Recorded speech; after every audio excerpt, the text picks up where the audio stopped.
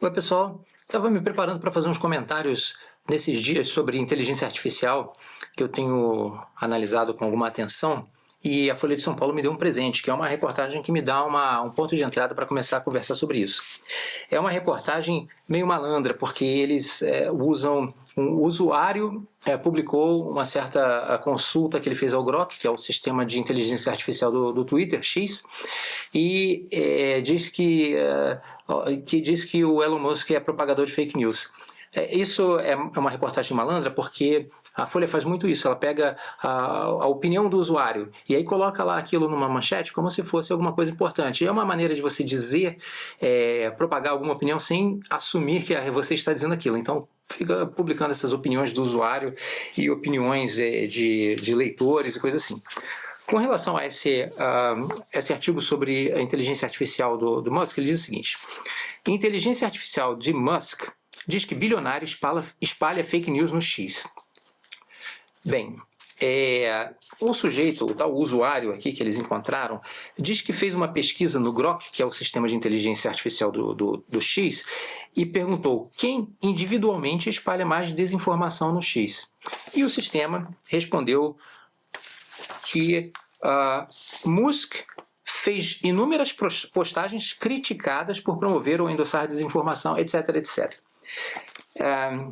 Ele afirma, então, que Musk publicou postagens que foram criticadas por isso.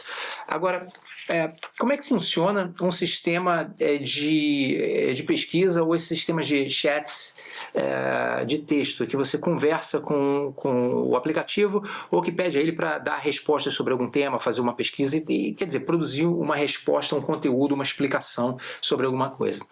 Esses sistemas todos são baseados em um modelo chamado Large Language Model, o grande modelo de linguagem, que é um modelo, em última instância, estatístico, ou predictive, como eles dizem.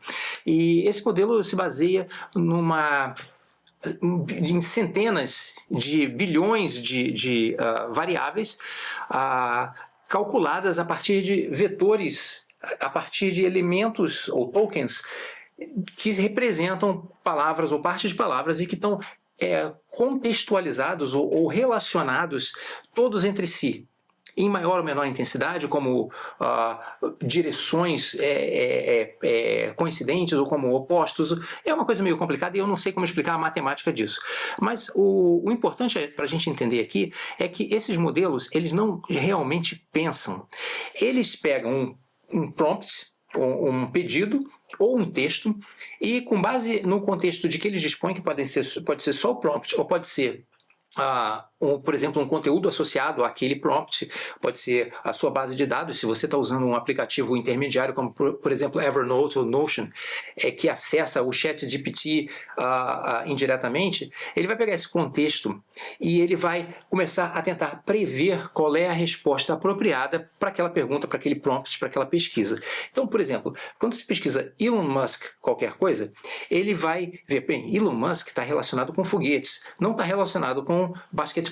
Então ele vai procurar conteúdos, palavras ou pedaços de palavras, na verdade, porque ele usa, na verdade, tokens, que são fragmentos das palavras, para poder fazer flexão verbal e outras coisas, e ele vai tentar prever cada palavra em conexão com as palavras que ele já previu anteriormente, dentro do contexto que ele tem do prompt e dos outros contextos relacionados, para dizer qual é o discurso mais provável para responder aquela questão ou para atender aquele pedido.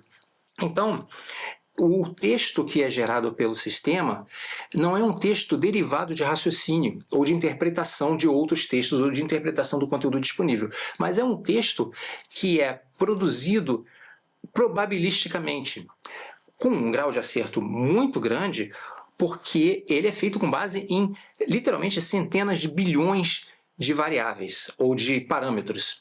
Eu vou deixar alguns links interessantes para quem tiver paciência de ver uns vídeos mais longos explicando em detalhe como funciona isso. E a matemática disso é bem complicada, então eu não vou vou botar nada que seja muito complexo, nem eu entendo esse negócio. Agora, o que eu quero apontar aqui, o central desse problema é que a inteligência artificial, como existe hoje, essa inteligência artificial que produz esses resultados de texto, ela não raciocina, ela não pensa. Ela só é capaz de reproduzir aquilo que já existe. Porque ela vai pegar esses fragmentos de ideias e vai reorganizando isso para produzir um novo texto com base na probabilidade de aquele texto, de cada pedaço daquele texto, comparado com tudo que ele já viu antes, todo o contexto que esse sistema já tem antes, a probabilidade de ele estar correto e continuar estando correto.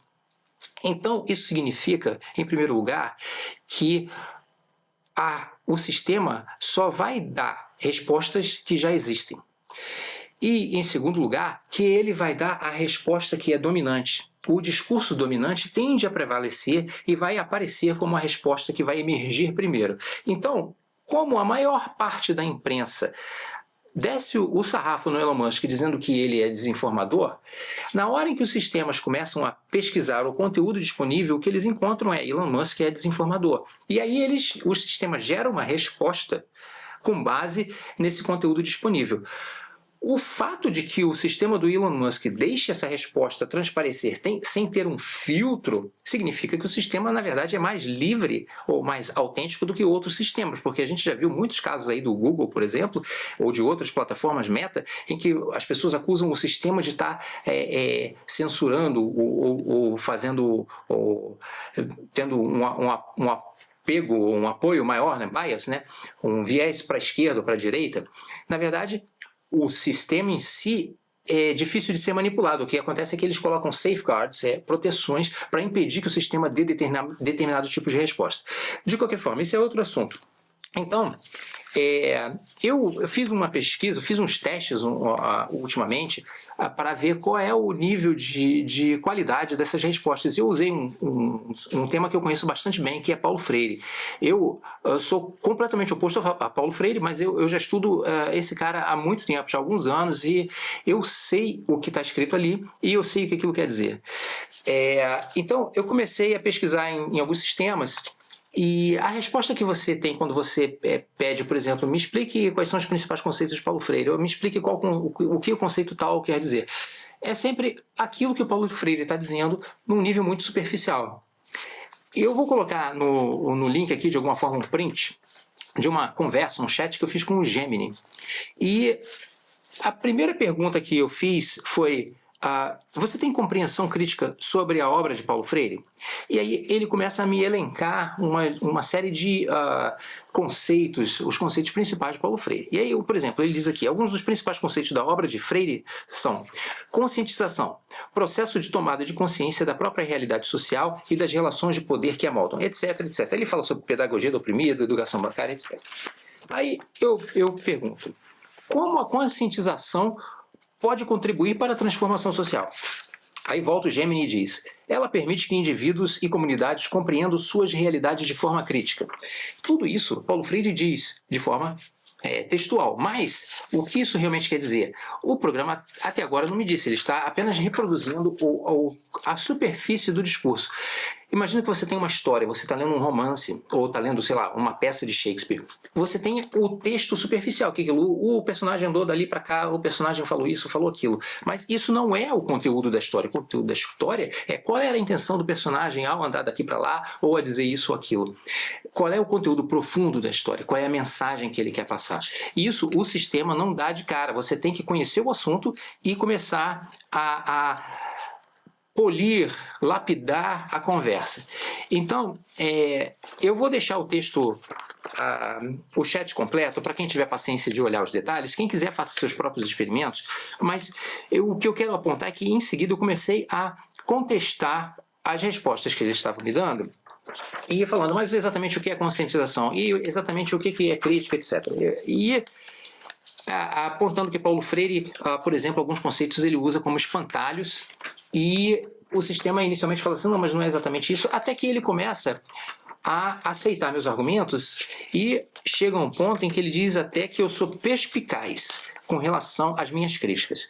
Agora, como eu disse no início, o sistema não pensa, ele não raciocina, e ele não está realmente concluindo que eu tenho razão e que ele estava errado. O que ele está fazendo é simplesmente começar a procurar dentro do conjunto de discursos disponíveis, do conjunto de tudo que já foi escrito e que é público sobre Paulo Freire, outros textos que, confrontados com o meu texto, com minhas explicações e com a resposta que o próprio sistema deu anteriormente, para ver se faz sentido, se a minha crítica faz sentido comparada a esses textos não tão disseminados. E aí ele começa a encontrar apoio nesses textos à minha crítica. Então ele começa a ver, bem, embora probabilisticamente o mais provável fosse que a resposta correta era, por exemplo, o texto superficial como está ipsis literis no livro do Paulo Freire,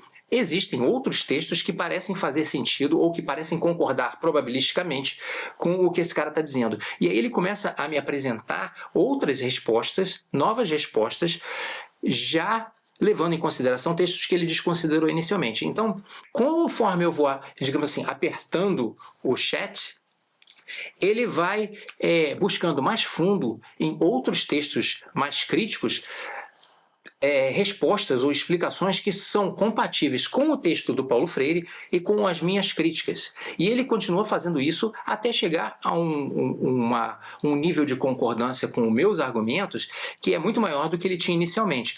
Mas em nenhum momento ele realmente entendeu o que eu estou dizendo, e em nenhum momento ele disse nada de novo. A única coisa que ele está fazendo é acessar textos cada vez menos mainstream, menos disseminados. Então, ele, por mais que eu insista em tentar pedir novas explicações e refinar as explicações, ele não vai chegar a conclusões a que alguém já não chegou antes. Essas conclusões têm que existir em algum lugar, têm que estar publicadas em algum lugar, alguém tem que ter dito isso antes. Então, quando ele concorda comigo, após eu protestar que a resposta dele era incompleta ou imperfeita e apresentar outros argumentos e apresentar e contrastar, por exemplo, uma coisa que ele disse com outra coisa que ele disse na resposta seguinte, o que ele está fazendo, novamente, não é entender o que eu disse, mas procurar nesse bilhão de coisas que ele sabe e encontrar alguns argumentos ou alguns textos de outras pessoas que estão em acordo com aquilo que eu disse. Então ele vai refinando, mas sem gerar nada novo. E por que isso é interessante?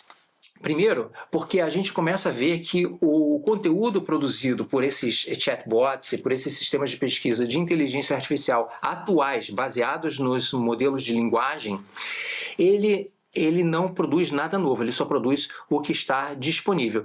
E ele repete, principalmente, o que é o discurso dominante, o discurso mais disseminado.